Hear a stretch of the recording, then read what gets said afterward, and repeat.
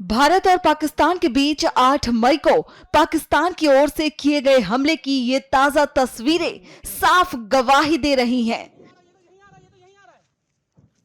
भारत ने पहले से ही सीमा के आसपास रह रहे लोगों को वहां से हटा दिया था। आप जो तस्वीरें देख रहे हैं ये उरी से हैं, जहां आप अब हालात देख सकते हैं। ये तबाही साफ बता रही है ये युद्ध कितना भयावह होगा। वहीं राजौरी भी बम के धमाकों से दहल उठा था। आप इस घर की हालत देखकर समझ सकते हैं। जो रात को ये जो फायरिंग हुई है पाकिस्तान की तरफ से, तो इसमें बहुत ज्यादा ही मतलब डिस्ट्रॉय हुआ है यहाँ पे। तो ये तो हमारे घर के पास ही, मतलब हमारे घर पे अंदर ही जो है ये बम पड़ा है। रात को लगभग 1 बजे के लगभग फायरिंग शुरू हो गई थी यहाँ पे। तो 8 के 7 बम पड़े यहाँ पे। काफी ज्यादा नुकसान हुआ हमारे घर पे। दरवाजे टूट गए, मतलब विंडोज थी वो टूट गई हैं, गेट टूटे हैं, शीशे, मतलब ग्रिल, सब कुछ, मतलब फ्रंट एरिया पूरा मकान का जो है उड़ गया है। हम पीछे रात को सेफ रहे, पीछे जाके छुप गए थे। हम 3 बंदे थे, मेरी वाइफ और मेरी मम्मी। तो छोटा भाई था नहीं घर पे, पापा तो ड्यूटी पे हैं, उनकी श्रीनगर ड्यूटी है। तो मतलब हम तो बिल्कुल डर गए थे।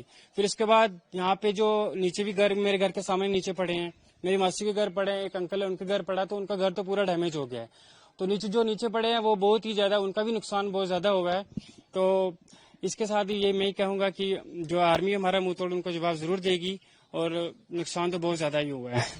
तो कितना आप प्राउड फील करते हो हमारे साथ? नहीं, हम तो बहुत आर्मी के साथ हैं, देश के साथ हैं।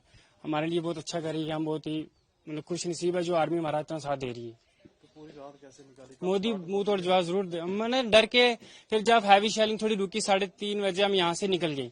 3 बजे निकले और जैसे ही हमने मतलब दरवाजा बंद किया तो बम पड़ना शुरू हो गए। आगे हम तो पीछे से बम था, तो बहुत जल्दी हम भाग के फिर वहाँ पे मतलब चाची के घर जाके छुप के वहाँ पे रात को वहाँ, सुबह हम 6-6:30 बजे घर पहुंचे।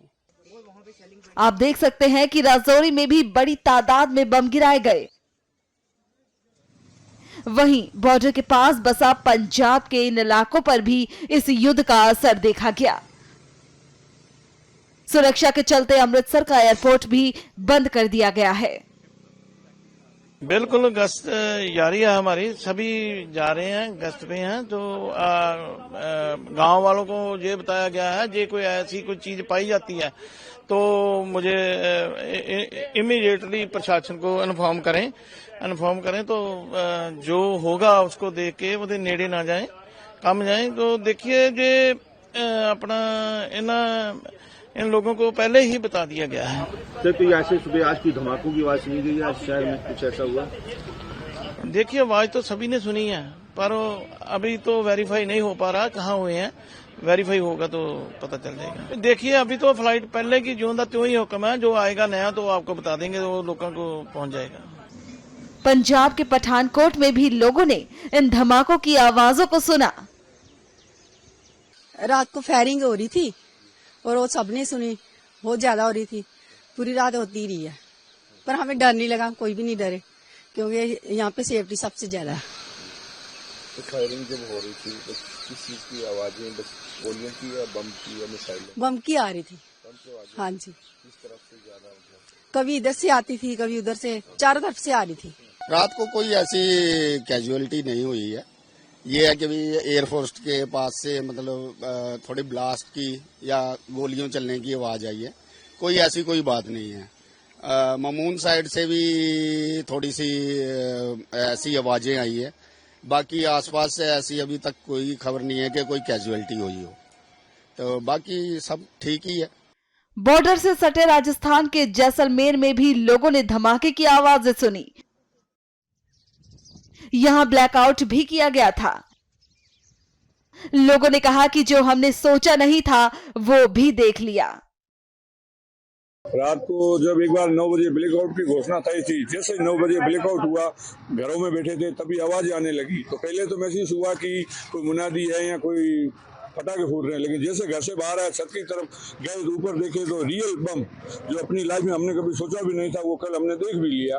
तो जिंदगी में ऐसा अनुभव हुआ कि ये युद्ध भी हो सकता था, लेकिन उसमें पहला तो डर लगा, लेकिन जैसा कि हमारे परिवारों ने हमें पूर्व में सुनाया था कि 65 और 71 में जो युद्ध हुए थे उसमें उन्होंने उनको सीधा लाइव देखा था और उन्होंने उस परिस्थिति को अपने साथ गुजारा था। उन्होंने हमें जैसा हमें बताया था उससे हमें थोड़ी बहुत तैयारी थी, और हम सरकार ने जो भी किया, जिस प्रकार से उसका रोका और उनको एक तरह से डिफ्यूज किया गया, जो भी पाकिस्तान ने जितने भी हथियार फेंके सब के सब डिफ्यूज हुए, ये सुनकर हमें बहुत ही खुशी है कि हम ऐसे भारतीय हैं कि जहाँ पे हम बिल्कुल सुरक्षित हैं। आज आप भी देख सकते हो पूरे शहर में कि जो भय का माहौल होना चाहिए, बिल्कुल भी भय नहीं है, लोगों में पूरा विश्वास है और किसी प्रकार का भी डर हमारे मन में नहीं है। हम बॉर्डर पे भले बैठे हैं, आज पड़ोसियों को बिल्कुल बहुत बड़ा डर था कि अब क्या होगा, कैसे होगा, रात निकलेगी नहीं निकलेगी, क्योंकि मेरी भी जिंदगी का ये पहला अनुभव है, पड़ोसियों का भी पहला अनुभव था। गली में जो बुजुर्ग लोग थे जिन्होंने पहले देख चुका था, उन्होंने हमें थोड़ा बुला के संयम किया और हम रात पूरी एक साथ रहे, पड़ोसी अपने अपने घरों में, लेकिन आवाज के साथ एक साथ बुलंद रहे। भारत माता की जय के साथ मैं सबको कहना चाहूंगा कि